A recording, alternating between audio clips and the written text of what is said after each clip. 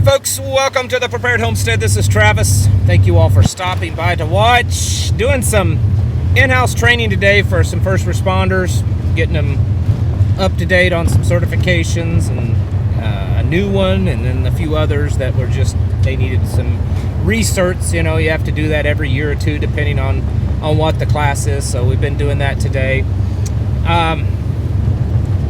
You know, why do you do what you do? And I'm talking about the preparedness and the self-sufficiency and the training, the whole scope of things that we're doing, right? Why do we do this? Are we just the paranoid, you know, type of people that we're accused of being? Is that what we are? Are we just hyper paranoid? We're mental. We see things that aren't there. I mean, probably most of you have dealt with some level of accusation of that way, right? Family members, co-workers, friends, neighbors, you know, I don't know. So I guess, you know, we need to ask ourselves sometimes, why are we doing this? Maybe things aren't that bad, right? Have you ever asked yourself that?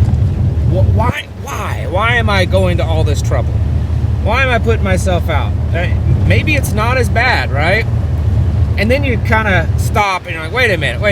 That's what all the normies, that's what they're thinking, that it's not that bad. And I know that it is. I know, I have to, I see all this stuff that's going on, right? And sometimes we have to put ourselves in kind of check, you know, is it really that bad? No, I think it is. I think it's really awful.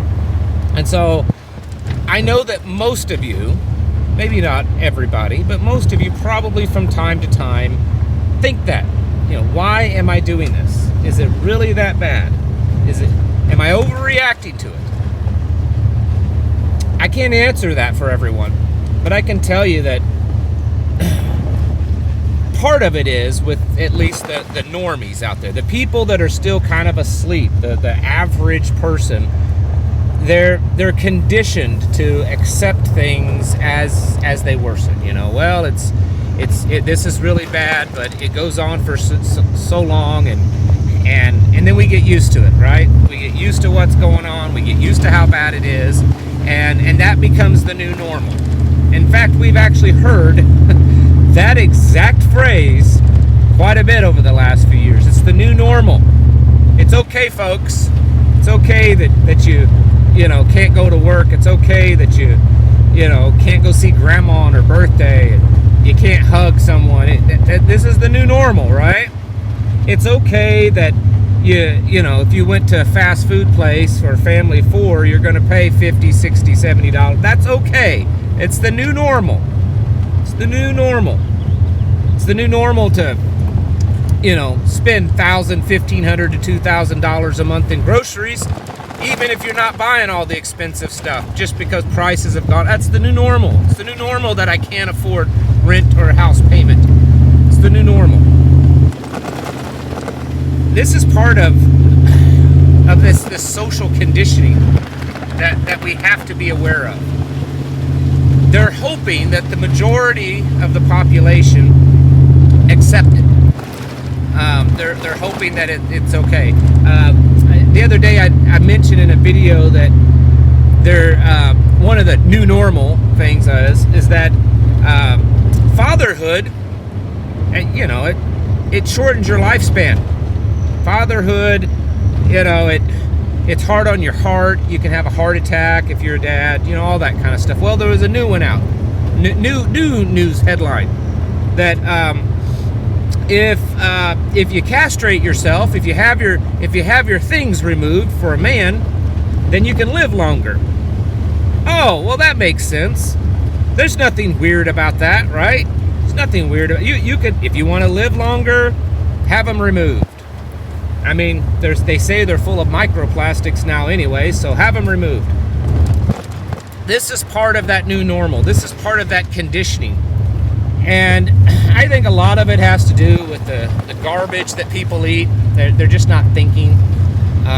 They watch too much TV. low IQs. They don't teach logic and reason anymore. And so we have a population that, they just, whatever the government says, whatever some expert claims, must be true, right? Must be okay. It's part of that Newspeak.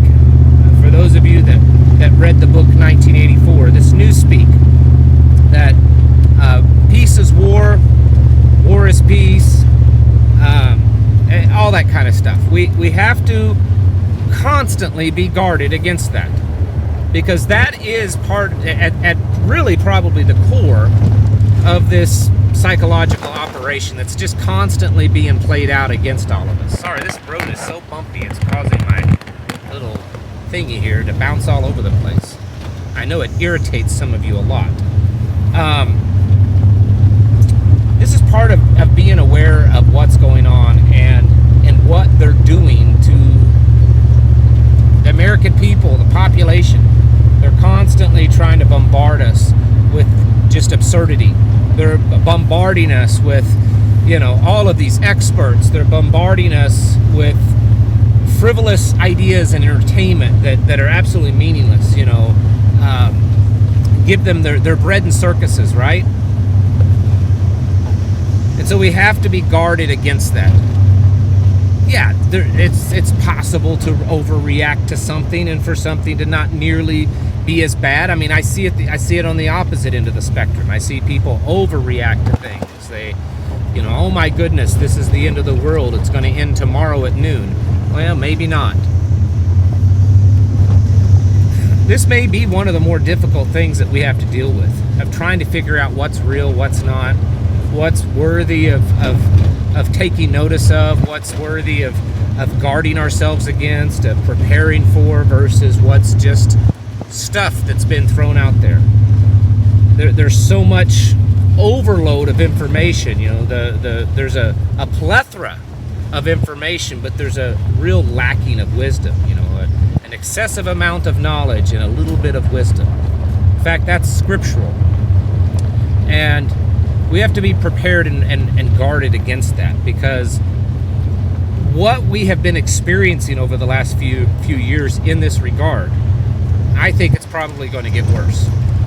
I think it's only going to intensify to where there's so much thrown at us, so much conspiracy, so much ideas, so much entertainment, so much distraction, that it gets to the point that it's very difficult to get through the weeds and figure out what's going on. I think that's part of why we should, trust the Father and trust our heart of just, our gut of what, is this legitimate? Is this not? Because there's so much of it. There's so much misinformation, and the misinformation comes from both sides. I see nearly as much, I would guess, and I'm just gauging it personally. I would guess I see about as much misinformation from the left as I do as the right, and vice versa.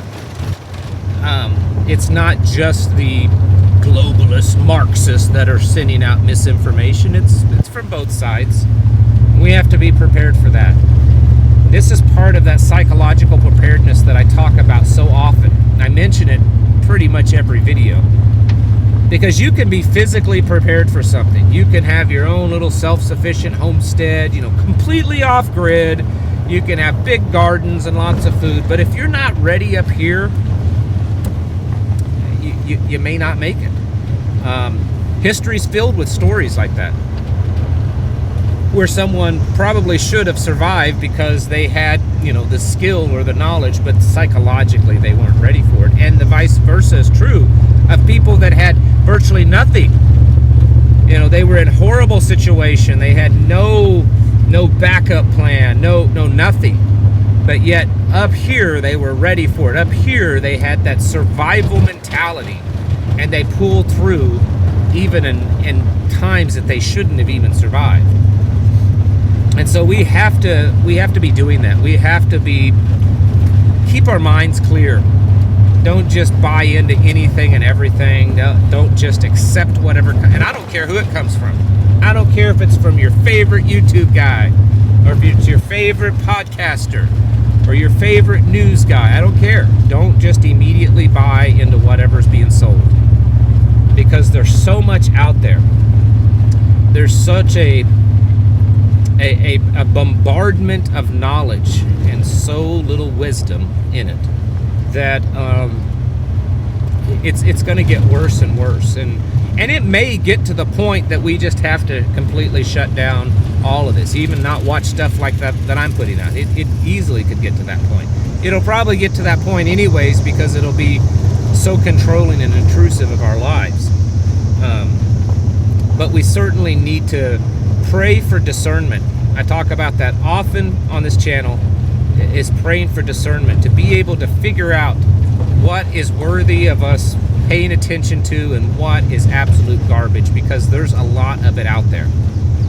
And I always want to remind you and caution you that yes, keep preparing, keep moving forward, all that kind of stuff, but also be aware that there are many, many people and things out there trying to just dissuade you and to distract you and to just confuse you. And remember, the Father, He's not the author of confusion, so if you're confused over something, you can pretty much guarantee where it's coming from. So be ready for that, folks. Get your houses in order. Prepare mentally. That's what I'm talking about. Spiritually, physically. Because it's on. The game is on now. It's not going to happen. It is happening. Thanks for watching.